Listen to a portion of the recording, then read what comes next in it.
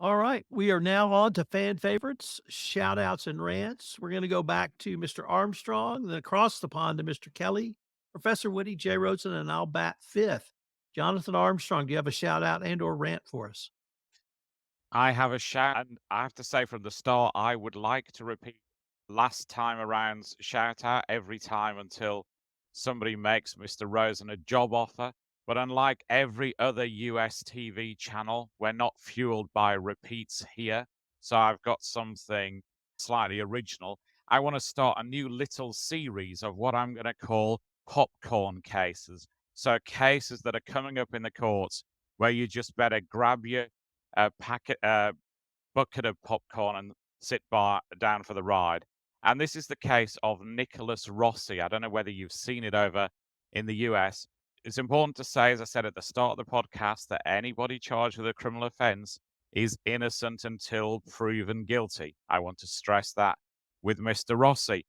But appeared in court a couple of days ago in Utah for a rape that was committed 15 years ago. Why are we getting around to crimes 15 years ago? It appears that in Utah, there was at the time a 10-year, get this, 10-year backlog of DNA analysis for rape cases. That in itself seems to me to be pretty scandalous that a victim of rape is waiting 10 years for the DNA analysis. But passing on that for now, it is alleged that in that 10-year period, Rossi fled. There was an international search for him, and it seemed that he had faked his own death. And the relatively lean, clean shaven Mr. Rossi, it is alleged, then turned up as a somewhat corpulent, bearded man in Glasgow. So, how did a somewhat corpulent, bearded man stick out in Glasgow, you might ask? That was because he had somewhat unique tattoos on his arm. And Rossi was arrested. He'd gone into hospital as a COVID admission in 2021. The medical staff had recognized his tattoos, it seems, from an Interpol bulletin, and he was arrested. And the man arrested said he wasn't Rossi. And his case is that he is an Irishman who happened to be in Scotland for, I think, no established reason, and that somebody found him in the hospital and thought it would be a great way of pinning this conviction on him by, it seems, tattooing him whilst he slept. And he was also accused of operating under 16 different aliases. He says they are not aliases, they are typos. And he says that his name, or he said at the time that his name was Arthur Knight. There was a somewhat unusual extradition hearing in Scotland. He was eventually extradited. And when he appeared in court via video link in Utah, he gave the name Arthur Knight Brown. So if your defense is that you don't run under aliases, it's slightly curious that you seem to have changed your name between extradition and appearance in the destination court. But it's definitely going to be a case to watch. He says he's disabled, he's unable to walk, he needs an oxygen mask. And there are some, let's just say, putting it neutrally, very interesting videos, if you search the internet, of interviews with news media and a rather curious wife who assists him when he does various things on film. He refused in court to admit his name or date of birth and told the judge that this was, quote, complete hearsay. He also used an accent, I think last seen in the possession of Dick Van Dyke in Mary Poppins, and why he affected that type of English accent when he was somebody of loyal Irish provincial birth is, let's just say, as yet unclear. He was cut off by the judge in the middle of some submissions that seemed to be made for some reason in Victorian English. But this is definitely a case to watch. I think it's back in court, I believe, February the 1st. I will be there, popcorn at the ready, but that's one to watch, I think, for the year ahead. Mr. Kelly, do you have a shout out and or rant for us? I do. I have a shout out that is not at all compliance related at all, but I still think it's something that will brighten most people's day. This is about a band that recently came to my attention. I want to give a shout out to Saul Dreier and the Holocaust Survivors Band, which I read about in the news. I think it was last week.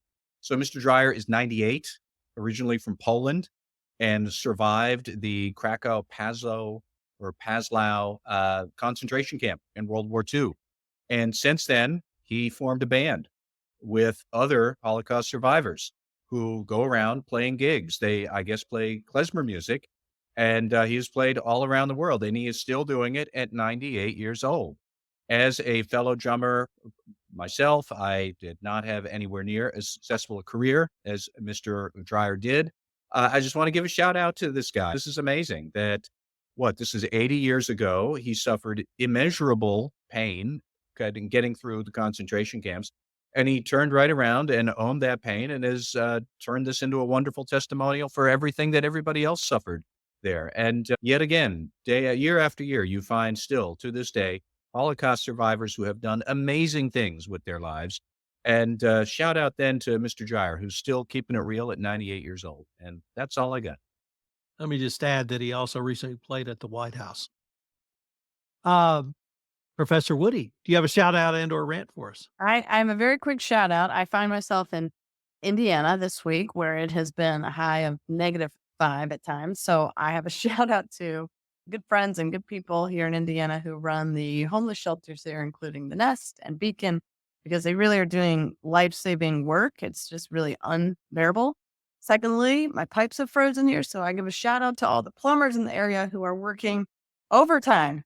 So yeah, just as a word of caution, Armstrong, I would not maybe recommend traveling to this area of the United States anytime soon. It's not ideal, but I'm sure for those in Boston, this is just like a usual Friday. Of course. Jay Rosen. You may not be aware of this rave that I'm going to give right now, but we are now in Cara Cara season. You might ask, what is Cara Cara? Cara Cara is a type of naval orange that was first discovered in 1976 at the Cara Cara resort in Venezuela. And they are now grown in Florida. The season that they're in season goes from January until April. And if you have a Trader Joe's near you, they're in the fruit section. But basically, they taste like navel oranges, but the flesh, instead of being orange, is pink like a grapefruit. So I've been pining for the last 8 months for these guys to come back in season. So you all have an assignment. Jonathan, I don't know if your market carries the Cara, but if everyone can check it out and see if you like the Cara Navel Orange, I'd love to have you on the bandwagon. So I'm going to Are you sponsored today, Jay? This message comes to you from the Cara Marketing Corporation. So I'm going to give a shout out to Elton John. Elton John was awarded a 2024 Emmy. That gives him the coveted title of EGOT, which is those who have won an Emmy, a Grammy, an Oscar, and a Tony. There are 18 people who've done it, and Sir Elton is now one of them. So shout out to Elton John. I remember way back when. Keep cranking them out. Ladies and gentlemen, I know we have some people with top of the hour sign off, so we're going to sign off. Thanks, everybody, for joining us, and can't wait till next time. Thanks, Tom. This is Tom Fox again. Thank you for listening to this episode of Everything Compliance Shout Outs and Rants. If you've enjoyed this episode, I hope you'll subscribe, rate, and review wherever great podcasts are listened to. Everything Compliance Shout Outs and Rants is a special production of the Compliance Podcast Network.